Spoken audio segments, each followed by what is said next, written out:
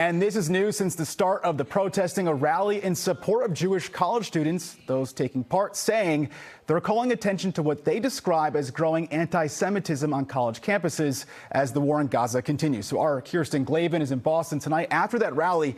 She joins us live now with the latest. And Kirsten, what did you hear from rally goers? Well, the rally was held here at Temple Israel in Boston in support of Jewish students across the country. We saw hundreds come together as these encampment protests continue.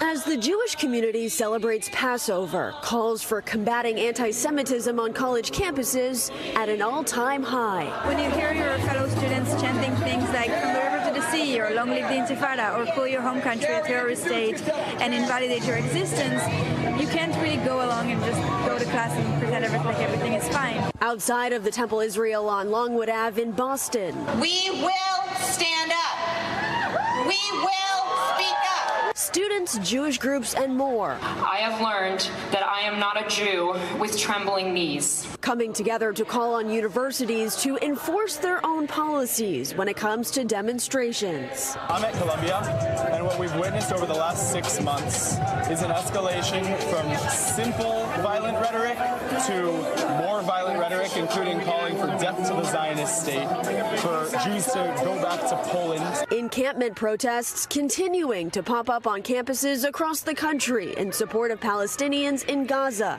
including at MIT, Harvard, Emerson, Tufts, and Northeastern. In several cases, they've resulted in student arrests.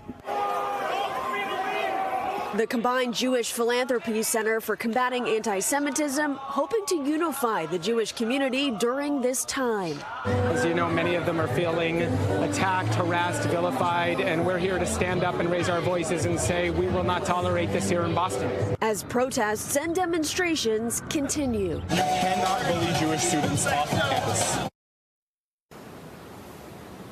We heard a lot of people say they are looking for accountability when it comes to these different types of protests and rallies on campus. And again, as we mentioned, Emerson did come out and say there will not be any disciplinary charges or action taken against those student demonstrators we saw last week.